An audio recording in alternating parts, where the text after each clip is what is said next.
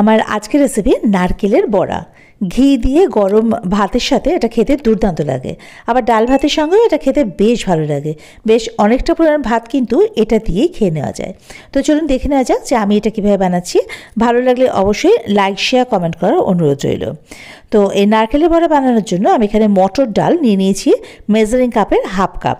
এটা বেশ কয়েকবার খুব ভালোভাবে ধুয়ে এই 4-5 ঘন্টার মতো জলে ভিজিয়ে রেখেছিলাম। তারপরে খুব অল্প জল দিয়ে এই 2-1 টেবিল স্পুন জল দিয়ে এটাকে বেটে নিয়েছি। এছাড়া নারকেল নিয়েছি, আমি একটা বড় নারকেলের অর্ধেকটা নিয়েছি, যেটা কুড়িয়ে রেখেছি। এবারে এই নারকেল কোড়ার মধ্যে ওই মটর ডাল বাটাটা দিয়ে দেবো। এখানে চাইলে আপনারা বেসন দিয়েও করতে পারেন, কিন্তু মটর ডাল বেটে সেটা দিয়ে করলে না এটা খেতে দুর্দান্ত লাগে। তো এবারে আমাদের চালের গুঁড়ো দিয়ে দিলাম, এটা ক্রিস্পি হওয়ার জন্য 3 টেবিল স্পুন চালের গুঁড়ো এখানে আমি দিয়েছি। আপনারা চাইলে কিন্তু চালের গুঁড়ো মানে চাল বেটে দিতে পারেন, আমি চালের গুঁড়ো দিয়েছি। দিয়ে দিলাম স্বাদ অনুযায়ী নুন, আমি এখানে হাফ টিস্পুন নুন দিয়েছি। আর মিষ্টির জন্য চিনি দিলাম আমি এখানে 1 টিস্পুন। নুন আর মিষ্টিটা আপনারা আপনাদের স্বাদ অনুযায়ী দেবেন। আর যদি আপনারা ঝাল খান সেক্ষেত্রে আপনাদের স্বাদ অনুযায়ী কাঁচা লঙ্কা কুচি এই সময় কিন্তু এর মধ্যে দিয়ে দেবেন। যেহেতু এটা বাচ্চারা খাবে তাই এখানে কিন্তু আমি একটাও লঙ্কা দিইনি। এবারে এটা খুব ভালো করে আগে মেখে নেব। এই যে মাখা কমপ্লিট, এবার এটা ভেজে নিতে হবে। তার জন্য ওভেনে ফ্রাইং প্যান বসিয়ে তাতে সাদা তেল দিয়ে দিলাম বেশ কিছুটা পরিমাণে। এবারে তেলটা যখন গরম হয়ে যাবে, আমি কিন্তু সাদা তেলেই এটা ভাজছি।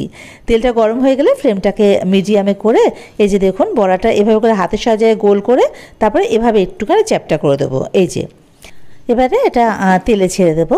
আপনারা আপনাদের ইচ্ছা অনুযায়ী শেপ দিতে পারেন নারকেলের বড়ার। তো এটা কিন্তু আমি ব্যাচ বাই ব্যাচ ভাজবো, মানে একবারে সব বড়া কিন্তু দিয়ে দেবো না। এবারে একটা দিকে যখন একটু রং ধরবে, এই যে দেখুন খুন্তি দিয়ে একটু এরকম ধাক্কা দিলেই এটা কিন্তু উঠে আসবে, অসুবিধা হবে না।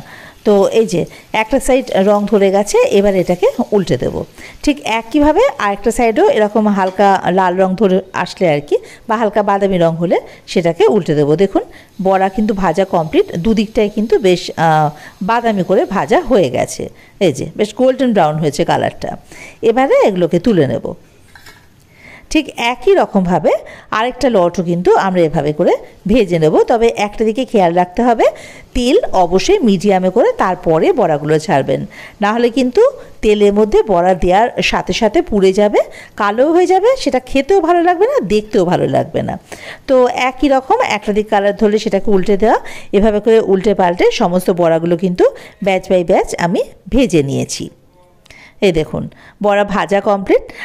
একটা আমি দেখিয়ে দিচ্ছি, দেখুন বড়াটা ভেতরটা কীরকম লাগে দেখতে। এই যে দেখেছেন তো, এটা খেতেও কিন্তু ভীষণ সুন্দর লাগে, শুধুও খেয়ে নেওয়া যায়, এতটাই ভালো লাগে এটা খেতে। তো আপনারা কিন্তু অবশ্যই বাড়িতে এভাবে করে এই নারকেলের বড়া তৈরি করে খেয়ে দেখবেন। আর আপনাদের কেমন লাগলো সেটা কিন্তু আমাকে কমেন্ট বক্সে অবশ্যই জানাবেন।